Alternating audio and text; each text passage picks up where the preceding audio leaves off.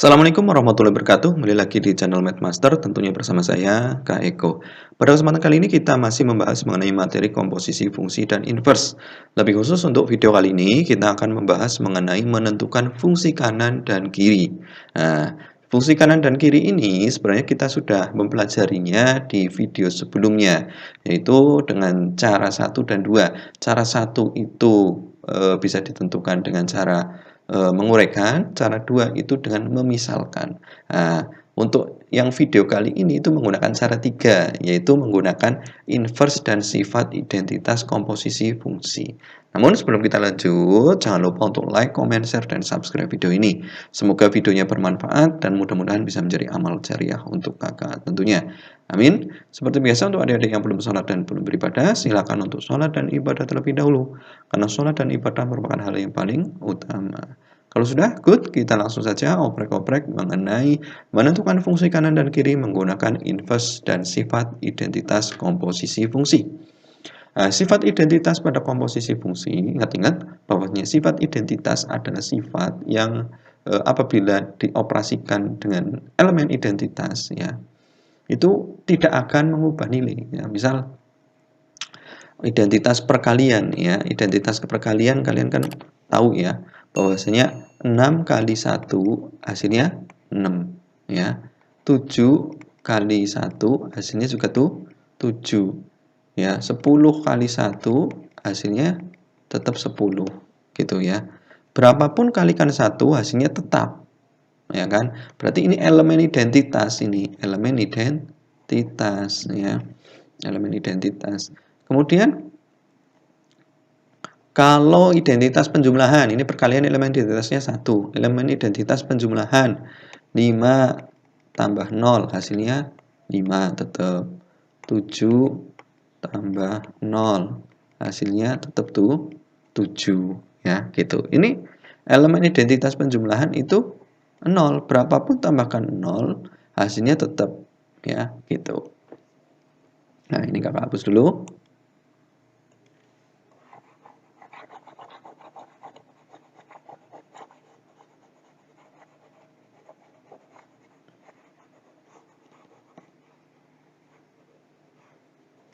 Oke, sifat identitas pada komposisi fungsi. Nah, sekarang dilihat ya, bahwasanya ya sifat identitas itu adalah seperti ini ya. F dikomposisikan dengan inverse-nya akan sama dengan identitas ya. F inverse bundaran F akan sama dengan identitas. Identitas bundaran F dikomposisikan dengan Fx akan sama dengan Fx. Nah, ini identitas dioperasikan dengan apapun, hasilnya tetap, ya. Identitas dikomposisikan dengan F, ya tetap hasilnya F. F dikomposisikan dengan identitas, ya hasilnya tetap F, ajek. Nah, ini yang disebut elemen identitas, ya. Nah, sifat identitas ini tidak merubah nilai, ya. Elemen identitasnya di sini, fungsi identitas dari X itu sama dengan X ini sendiri, ya. Fungsi identitas itu sama dengan X. Nah, sekarang untuk lebih jelasnya, ya, mungkin ini masih sedikit bingung ya. Untuk lebih jelasnya kita masuk saja ke contoh soal ya. Tapi ini dulu ya, menentukan fungsi kanan atau kiri menggunakan inverse dulu saja.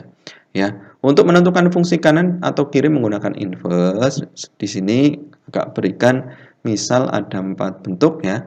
Yang pertama F bundaran Gx sama dengan Hx, ya. Kita akan menentukan Gx-nya. Gx-nya. Nah, Gx-nya yang ditanya, ini F, ini G. F-nya sebelah kiri, F-nya di kiri, G-nya yang di kanan kan. Ini kiri, ini kanan. Kiri kanannya dilihat dari mana? Dari bundarannya ya. F-nya di kiri bundaran, G-nya di kanan bundaran. Nah, kita mau cari G-nya ya. Berarti kan menentukan fungsi kanan ya, karena G-nya di kanan ya. Menentukan fungsi kanan. Nah, caranya gimana? Caranya adalah dengan cara F-nya itu dihilangkan. Nah, cara menghilangkannya ya kita rubah ke identitas ya. Nah, pembahasannya gini. Kita tuliskan F bundaran Gx sama dengan Hx. F bundaran Gx sama dengan Hx. Ya. Kita mau mencari Gx-nya. Berarti F-nya kita hilangkan. Cara menghilangkannya adalah menggunakan sifat identitas. Ya, berarti ini F-nya supaya hilang, kita rubah menjadi identitas dulu. Nah, nanti kalau jadi identitas kan dioperasikan kan hilang sendiri ini identitasnya. Tinggal F. Nah, gitu. Berarti supaya ini hilang, kita rubah dulu ke dalam bentuk identitas. F diapakan supaya jadi identitas. Nah, kan dikomposisikan dengan inverse-nya, yaitu F inverse. Nah, kalau kita masukkan F inverse-nya itu sebelah kanannya F, F-nya ini, sebelah kanannya kita masuki F inverse kan nggak bisa, karena di sini ada bundaran G. Bisanya yang kosong ini di sini, sebelah kiri. Oh, berarti F inverse-nya kita pakai yang ini. F inverse bundaran Fx. Ya, berarti F inverse bundaran Fx. Yang ruas kiri kita komposisikan sebelah sini, kita tambahkan F inverse-nya di depan sendiri. Yang kita tuliskan tetap di depan sendiri kita tambahkan F inverse bundaran F bundaran Gx. Nah, ini ditambahkannya kan di depan sendiri. Berarti yang di ruas kanan pun F inverse-nya kita tambahkan di depan sendiri. Jadi harus adil. Kalau ruas kiri ditambah F inverse ya dikomposisikan dengan F inverse, maaf, berarti yang ruas kanannya pun ikut dikomposisikan F inverse biar adil. Nah, ini di sebelah depan atau kiri dikomposisikannya, berarti yang ruas kanan pun sama di depan sendiri, yaitu depan H. Berarti sini F inverse bundaran H gitu. Oke. Jadi ini di depan. Nah, sekarang F inverse bundaran F ini. Nah, ini kan sifat identitas. F inverse bundaran F yaitu identitas atau I. Ini berubah jadi I. I bundaran Gx sama dengan ini tetap F inverse bundaran Hx gitu ya. I bundaran G. I bundaran F kan hasilnya F. Kalau I bundaran G ya tetap G. Ya, Gx sama dengan F inverse bundaran Hx gitu. Ketemu Gx-nya ketemu yaitu F inverse bundaran Hx. Kita tulis di sini. Kemudian yang nomor 2, sama caranya. F bundaran Gx sama dengan Hx, kita akan mencari Fx. Fx kan ini, di sebelah kiri bundaran. Ini menentukan fungsi kiri, ini fungsi kanan. Fungsi kirinya yang akan kita cari. Caranya sama, seperti tadi menggunakan elemen atau sifat identitas ya. F bundaran Gx sama dengan Hx. Kita mau cari F-nya. Berarti yang kita hilangkan G-nya. Ya, kalau mencari F berarti G-nya hilangkan. Supaya G hilang berarti ini harus dikomposisikan dengan inverse dari G. Nah, supaya jadi identitas dulu. Ini dikomposisikan dengan G inverse. Nah, sebelah kiri yang sebelah sini, ini kan sudah ada F-nya sebelah kiri G-nya. Makanya kita nggak bisa mengkomposisikan G inverse-nya di sebelah kiri, tetapi di sebelah kanannya yang bisa. Nah, X-nya itu dihiraukan aja. Sebelah kanannya yang kosong masih kosong berarti F bundaran G ini masih kosong ya. Kita komposisikan dengan G inverse-nya sini. G inverse. Kalau ruas kirinya itu dikomposisikan G inverse-nya di akhir, di belakang, berarti ruas kanannya pun dikomposisikan G inverse-nya juga di belakang. Gitu. Ya, kalau di belakang, di depan ya di depan. Harus adil ya. G bundaran G inverse. G bundaran G inverse itu ini kayak F bundaran F inverse. Hasilnya identitasnya. Jadi F bundaran G inverse ini identitas. Jadi F bundaran identitas ya X sama dengan H bundaran G inverse X gitu.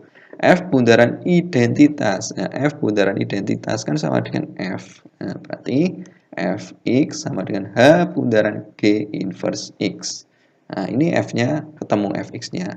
Tinggal substitusikan ke sini, yaitu H bundaran G inverse X. Gitu. Yang nomor 3 pun sama, ya. Ini fungsi F OG ya, atau F bundaran G. Yang nomor 1, 2. Nomor 3, 4 itu G bundaran F. Apakah hasilnya sama untuk Gx-nya? Ya, kita cek. G bundaran Fx sama dengan Hx. Ya, hati-hati, ya. Di sini kita mau mencari nilai G-nya, ya, G-nya ini. Berarti F-nya kita hilangkan. Nah, sebelah kiri F itu udah ada. Nah, udah ada. Berarti kita nggak bisa mengkomposisikan F inverse-nya di kiri. Tetapi kita komposisikan F inverse-nya di kanan F. Gitu. Ya. Tuliskan. Berarti sini kosong ya. Sebelah kanan F itu kosong. X-nya hiraukan. Pokoknya. Oke, bundaran F inverse ini ya. Nah, ini di belakang. Kita komposisikan F inverse. Berarti yang sini di belakang H juga harus komposisikan F inverse. Biar adil. Nah. Sekarang F bundaran F inverse. F bundaran F inverse itu sama dengan identitas. Berarti G bundaran I, ya ini berubah jadi I, G bundaran I, X sama dengan H bundaran F inverse X, gitu. G bundaran I, ya kayak F bundaran I kan tetap F, G bundaran I ya tetap G, berarti sini Gx sama dengan H bundaran F inverse X. Tuliskan di sini. Nah, sekarang Gx-nya dilihat apakah sama? Beda ya. Jadi kalau F bundaran G fungsinya, kita mau cari G-nya ya, itu akan berbeda dengan untuk yang fungsi G bundaran F bundaran G dengan G bundaran F. Ingat-ingat bahwa di komposisi fungsi itu tidak berlaku sifat komutatif. Makanya ini walaupun sama-sama mencari G, tapi karena ini komposisi fungsinya beda, maka hasilnya juga beda. Itu ya, hati-hati. Kemudian nomor 4. Nomor 4 kita sama ya caranya. G bundaran fx sama dengan hx. Tulis G bundaran fx sama dengan hx. Nah, kita mau mencari nilai fx-nya. Fx-nya berarti G-nya yang dibuang, suruh hilang ya. Ini dihilangkan. G-nya dihilangkan berarti kita komposisikan. Nah, G-nya di kanan G itu kan sudah ada, berarti nggak bisa dikomposisikan di kanan, tapi di kirinya. Nah, supaya jadi hilang, berarti kan kita komposisikan dengan inverse-nya dari G. Berarti yang kiri kita inversekan, komposisikan. G inverse bundaran G, bundaran Fx sama dengan, ini kan kita komposisikan, tambahkan komposisinya atau dikomposisikannya di depan ya. Di depan, berarti yang ruas kanan pun komposisikannya di depan.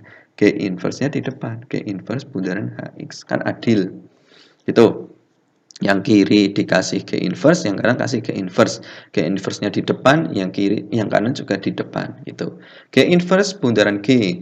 G inverse bundaran G kan sama seperti ini. F inverse bundaran F, hasilnya I. Berarti ini I. I bundaran F, ya, untuk X sama dengan G inverse bundaran HX. I bundaran F, ya. I bundaran F kan sama dengan F. Ya, jadi Fx sama dengan G inverse bundaran HX. Substitusikan ke sini. Apakah sama? Sama-sama mencari fx. Rumusnya yang ini. Nah, untuk yang fungsi f oke, yaitu f bundaran g, maaf, yaitu h bundaran g inverse.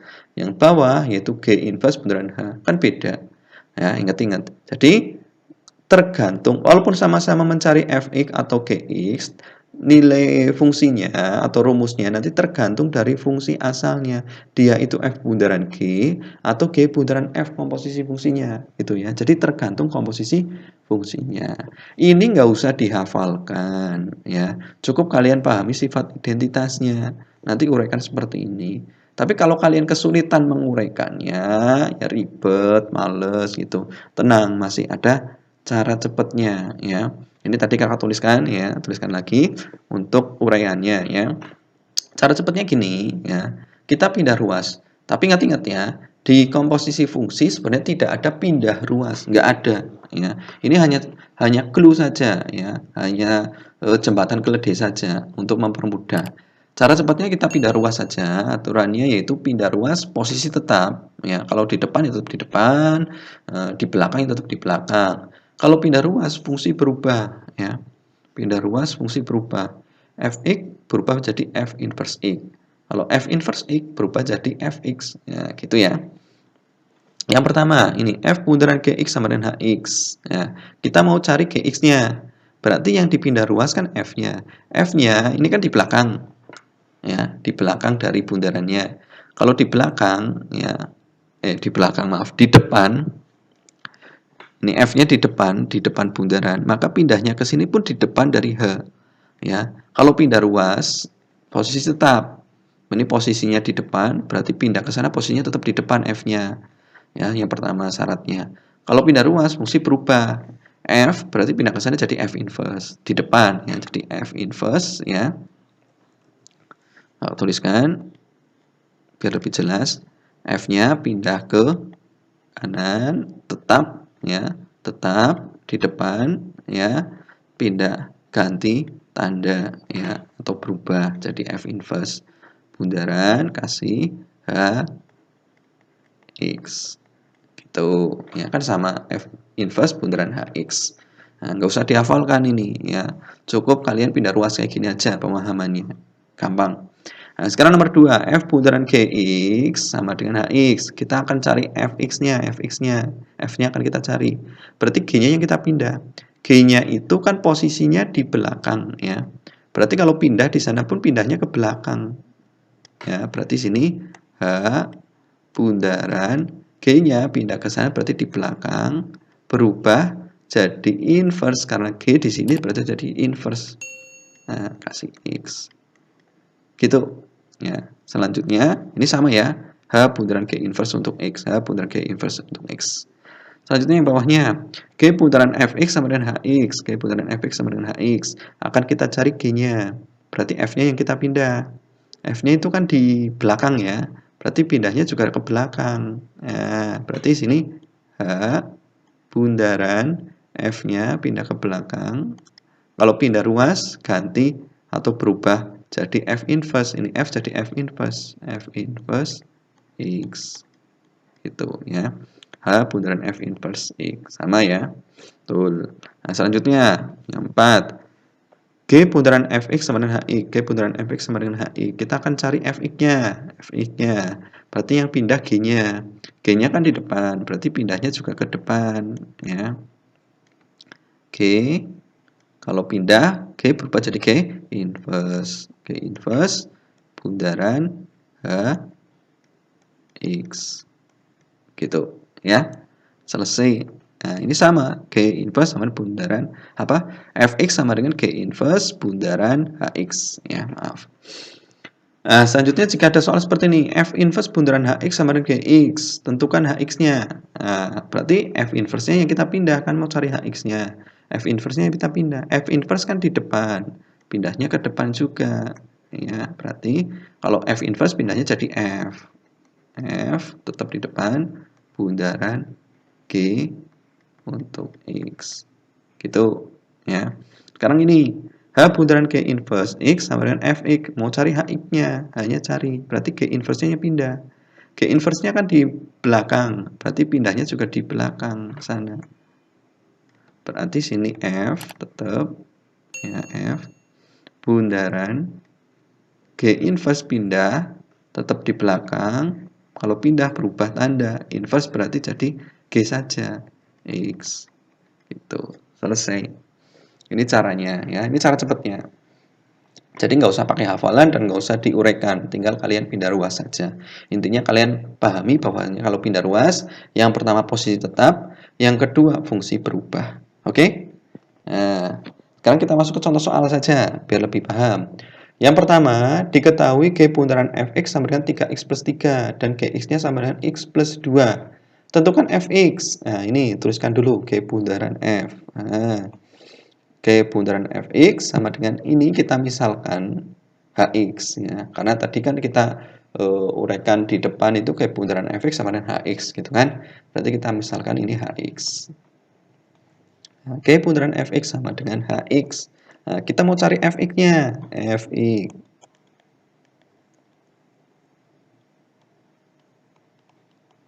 Berarti ini G-nya yang kita pindah. G-nya kan di depan. Pindah juga ke depan. Jadi akan sama dengan G tetap di depan. Pindah berubah tanda. Ya. Kalau G jadi G inverse. Bundaran Hx. Gitu ya. Nah, ingat-ingat. Nah, ini kakak hapus. Ya, jadi berubah jadi G inverse bundaran Hx Fx-nya. Gitu. Ya, kita tulis seperti G inverse bundaran Hx. Nah, sekarang untuk menyelesaikan ini, bundarannya ini kan bisa berubah menjadi kurung ya. G inverse ya, G inverse bundarannya berubah jadi kurung Hx, gitu kan. Hx-nya itu apa? 3x plus 3. Sementara G inverse-nya kan belum tahu. Nah, oleh karenanya kita cari dulu G inverse-nya, fungsi G inverse. Dari mana? Dari sini, ini kita inverse-kan. Nah, cari inverse-nya dari x plus 2. X plus 2 ini kan A-nya itu kan 1. Koefisien dari X-nya A. Ya, ini kan bentuk AX plus B. A-nya 1, B-nya itu 2.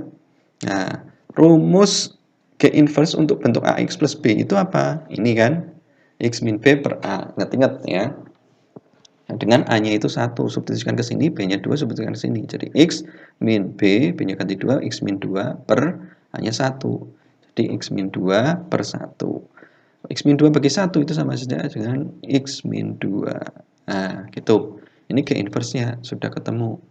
Berarti sekarang kita substitusikan G inverse HX. Berarti hanya substitusikan ke G inverse. Ya. G inverse-nya ini X min 2. Berarti hanya menggantikan X ya. Berarti jadi HX min 2. Itu. Kalau G inverse X itu sama dengan X min 2. Kalau G inverse A berarti A min 2. Kalau G inverse H berarti H min 2. Kalau G inverse HX berarti HX min 2. Ini ya. HX-nya berapa? Substitusikan ke sini. HX-nya itu 3X plus 3. Oh, berarti HX-nya ganti 3X plus 3 ya, min 2. 3X plus 3 min 2. Nah, sederhanakan 3X plus 3 min 2. Berarti plus 1 ya. Plus 3 dikurangi 2 kan plus 1. Selesai.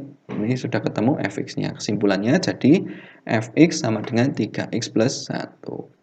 Kemudian nomor 2, diketahui komposisi fungsinya f bundaran gx sama dengan 4x kuadrat plus 2x min 1 dengan gx sama dengan 2x min 3. Tentukan fx-nya sama dengan berapa. Nah, untuk menyelesaikannya ya.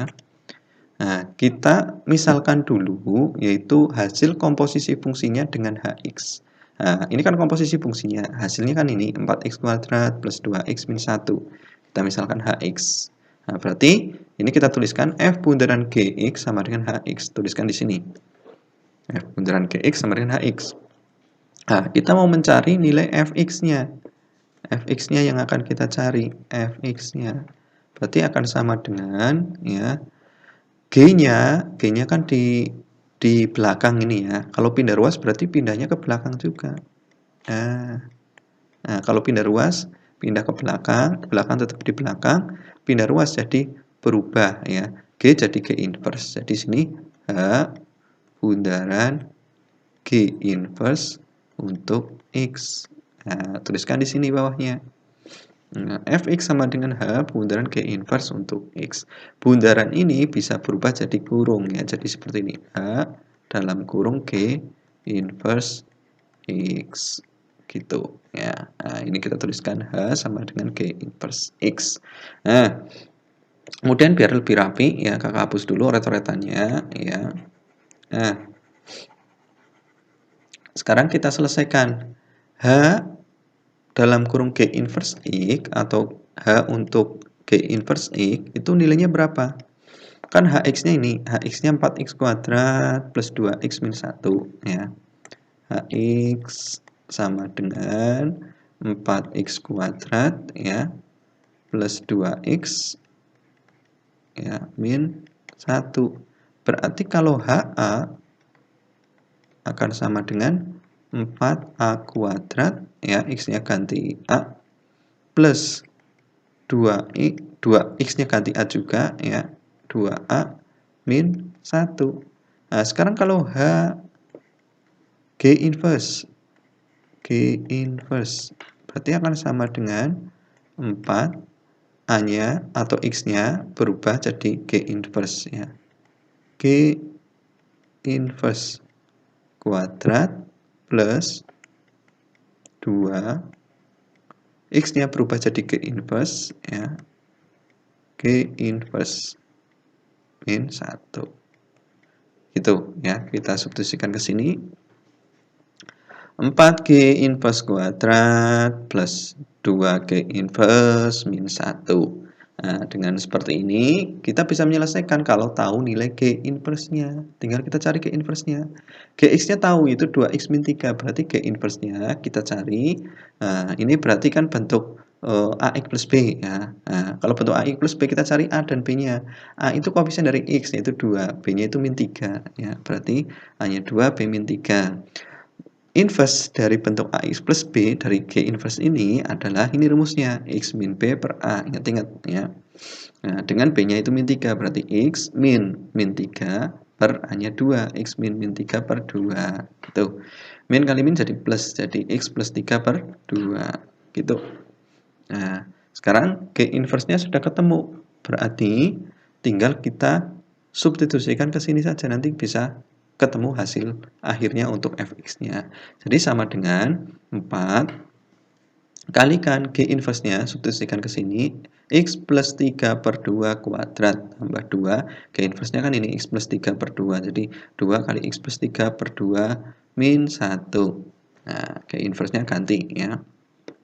Nah, sekarang kalau bentuk pecahan dikuadratkan, itu hati-hati, bukan cuma atasnya saja, pembilangnya saja yang dikuadratkan, melainkan pembilang dan penyebutnya juga dikuadratkan. Jadi ini akan berubah jadi 4 kalikan X plus 3 kuadrat per 2 kuadrat gitu ya, ditambah 2 kalikan X plus 3 per 2 min 1. Ada yang bisa sederhanakan? Kita lihat 4 dibagi 2 kuadrat, 2 kuadrat kan 4 ya, 4 dengan 4 coret habis ya, 4 dengan 4, 2 kuadrat habis, kemudian 2 bagi 2 habis juga gitu ya. Nah, sekarang ini kakak hapus ya.